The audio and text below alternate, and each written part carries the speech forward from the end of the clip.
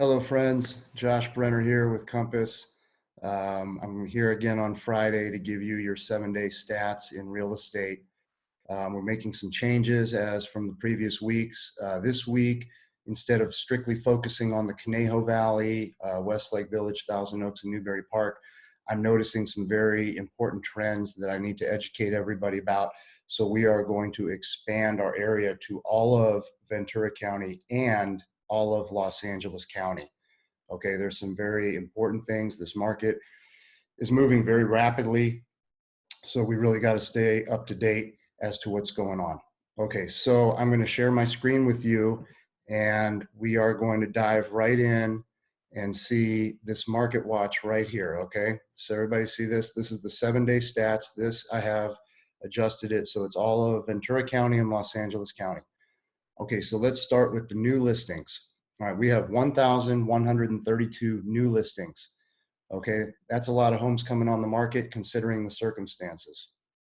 Okay, so in LA County, I believe we're still limited to strictly virtual showings. It's hard to get people in. In Ventura County, we are allowed to go in with very strict protocols in terms of having the doors open, lights on, masks on, gloves on, but we're still getting the job done. Okay, in LA County, I believe it's still subject to inspection. All right, now here's some information that I really need everybody to check out. Price changes. Okay, we did have in the past few weeks, we did have more reductions than increases. Okay, because people were starting to see, we're going to be going through a tough time, and the serious sellers really wanted to get sold.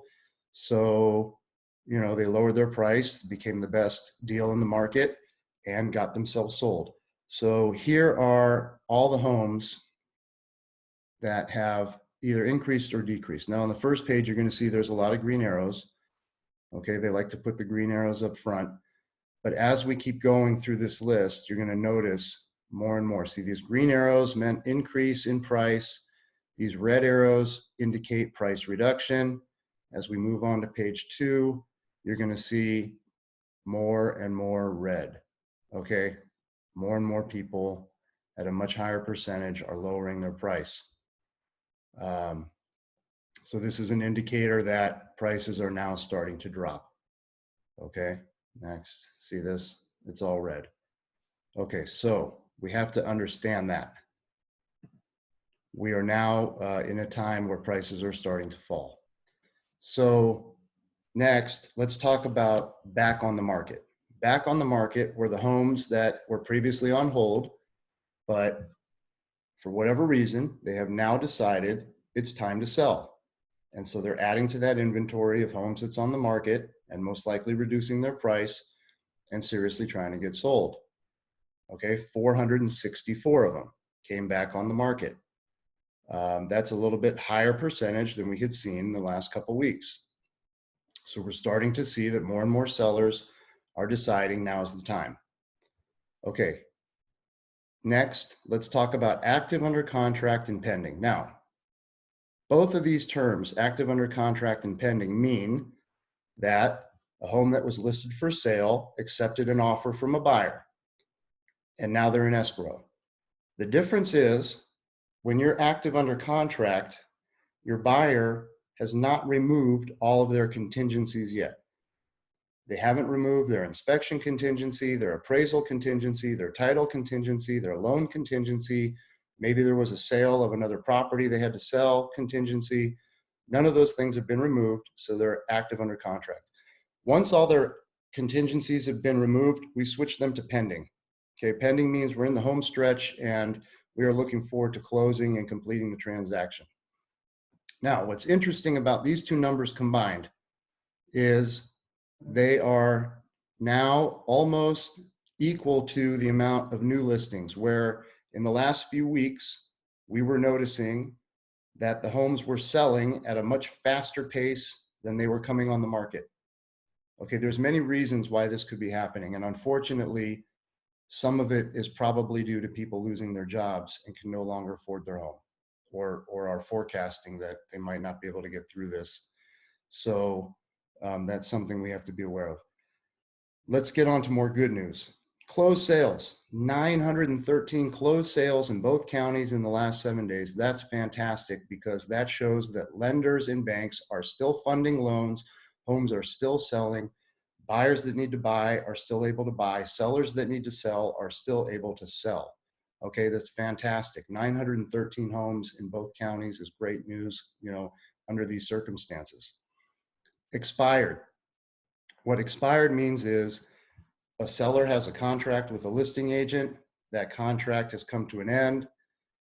They have decided, that they're not going to renew, and now they have joined the expired list, which means they failed to sell. Most likely, in most cases, the expired listings were overpriced, and that's the number one reason homes don't sell, is they don't get priced appropriately. Okay, now the holds. There's 210 holds in LA and Ventura County, which is pretty much in line with the other numbers we've been seeing the last few weeks, where people are just deciding, with everything going on, they'd rather just sit on the sideline and wait. And then we have 110 people in both counties that have decided, you know what, we're out, we don't need to sell, we're done, prices are starting to drop. Maybe, they're figuring that out and they can't get their number or whatever their reason may be, and now they've decided not to sell. Okay, so these are some really interesting statistics. This new listing versus what's going active and pending. This shows me that in the previous weeks, it was much more of a seller's market, and that is shifting. It's becoming more of a buyer's market as the prices fall. But lending is still tight. Okay, it's getting tight. So we have to really keep an eye on this. I'm going to stop sharing my screen now.